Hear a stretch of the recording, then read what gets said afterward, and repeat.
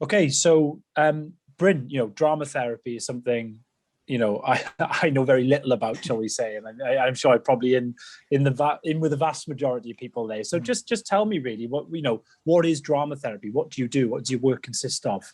Yeah, so I thought I'd start off by reading from the British Association of Drama Therapists, so their description. So it's a form of psychotherapy. Drama therapists are both clinicians and artists that draw on their knowledge of theatre and therapy to use as a medium for psychological therapy. And it may include things such as drama, story making, music, movement, and art to work with any issue that the client may be bringing forward. Okay, so give us an example. So how would you use some of that sort of those art forms then as a form of therapy to help someone out? Yeah, so I'll give you an example that I did myself, working with a young person, and he was presenting a lot of frustration, perceived anger. So I encouraged him to basically create a character. So we drew to begin with, so bringing in the art. So we drew sort of this, he called it a werewolf. So we drew the werewolf, we named the werewolf, and then using fabrics, I gave him the opportunity to then become the werewolf. So he used the werewolf to express his anger.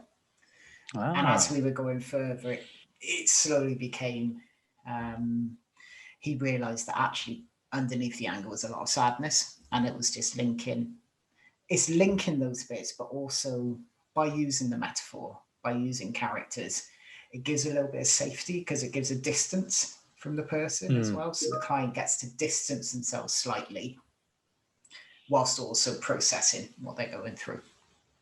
So I suppose just a means to help people who may be struggling to identify their problems, I suppose, there's a way of finding it through character or through other mediums that they might not have thought of. And I suppose we all like to create, don't we? Do you know what I mean? Yeah. And whether it's drawing, whether it's singing or anything like that. So how did they respond to that sort of thing? I don't know how much you can go into it, but you know what I mean? How do you think they found that whole experience?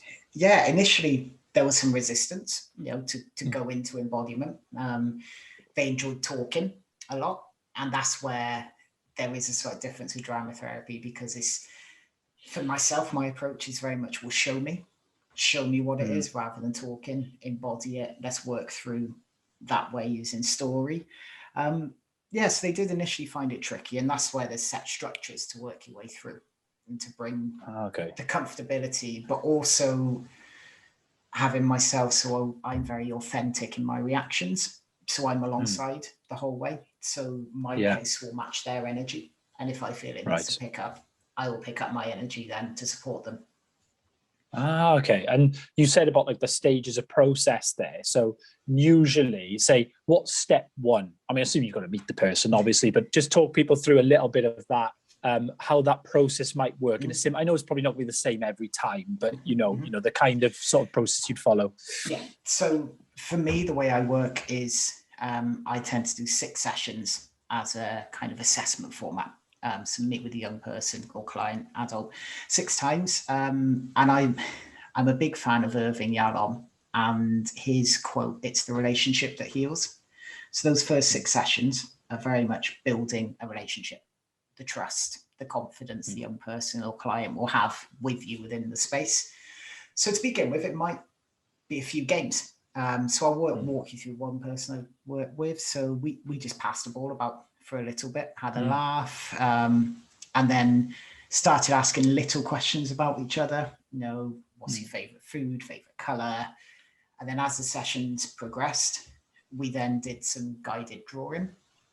So it was, okay, draw your favorite house or draw your family. So that's one which I use a lot, using objects or drawing. So then, depending on what objects they pick and where they place them on the table in relation to themselves, you can see where their relationship is with mum, with foster parent, with dad.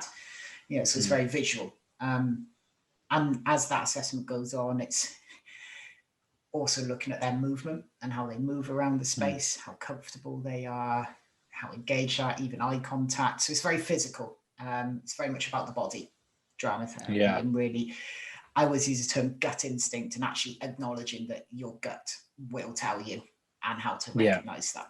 Yeah. That makes sense. And I tell you, it's funny because we've done exercises like that in the past in work where you draw a representation of like your work colleagues and things like that. So it's really interesting. They've probably been doing a form of what you do, but just not even realizing it, how those exercises seep out into the world. But you mentioned, authenticity. And obviously I know that this job, just from what you're saying there, you've got to give a lot of yourself. So how do you, separate that off, when Bryn goes into therapy and when Bryn comes home, how do you find that whole sort of structure? Okay, so as drama therapists, obviously we are HCPC professionals. So we are required to have a certain number of hours of clinical supervision. So that's almost the safe space to unpick. So for example, recently with a client, I noticed I was picking up a lot of sadness from them, and it wasn't my own. And it's then taking that supervision to be able to unpick what element of sadness you picked up from the client, how to support them, as well as that for me personally. And I know a lot of therapists are in therapy themselves. Again, I'll go back to Yalom. So he says the client will only go as far as the therapist has themselves. So for me, an example, I had to work a lot around my anger and my frustration. And then a few years down the line, I met a client who was holding a lot of frustration and anger. And because I'd explored it myself, I was like, I know how to hold this for them.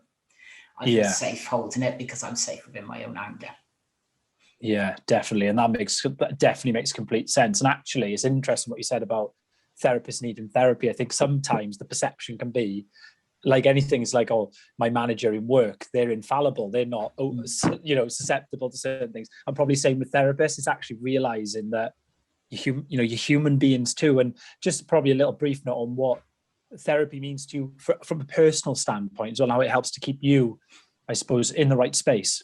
Yeah. So, I mean, for me, if I experience anything out of the therapeutic space, it's having therapy gives me the opportunity to unpick it myself so that I'm not carrying it in to an area where there may be a vulnerable client. So, for example, as I mentioned, sort of with my anger, we'll stick with that, and I'm happy to talk about it. So I was always afraid of what I'd do when I became too angry, because I used rugby a lot to control it. When rugby went, actually how I released my anger. If I hadn't have done that, then potentially when working with a client who has similar, my anger may have shown at the same time as well.